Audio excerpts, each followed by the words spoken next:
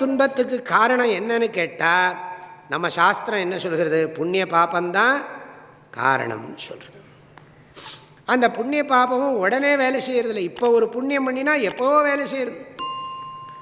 இப்போ ஒரு பாபம் பண்ணினா என்றைக்கோ அந்த பாபத்துக்கு பனிஷ்மெண்ட் கிடைக்கிறது. அதனால தான் நமக்கு தெரிய மாட்டேங்கிறது.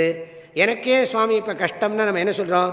நீ எந்த பிறவியில் எந்த இதில் என்ன பாவம் செஞ்சையோ அதெல்லாம் மோட்ச தர்மத்தில் வரும்.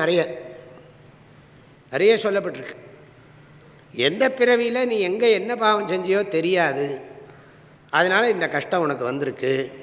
அதே மாதிரி சில சமயம் வாழ்க்கையில் நிறைய லக்கெல்லாம் வருது, பெருசாக அதிருஷ்டமெல்லாம் நடக்கிறது. நான் ஒன்றுமே எஃபர்ட் எடுக்கலை, எனக்கு இவ்வளோலாம் நடக்கிறதேன்னா நீ எந்த ஜென்மாவில் என்ன புண்ணியம் பண்ணியோ தெரியலை, உனக்கு வந்திருக்கு. நான் சொல்லலை, வள்ளுவர் சொல்கிறார், அவ்விய நெஞ்சத்தான் ஆக்கமும் செவ்வியான் கேடும் நினைக்கப்படும்.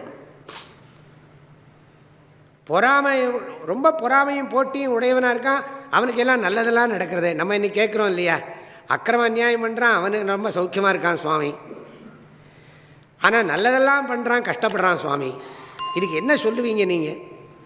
நான் சொல்லலை, வள்ளுவரே சொல்லிட்டார், அவ்விய நெஞ்சத்தான் ஆக்கமும் செவ்வியான் கேடும்.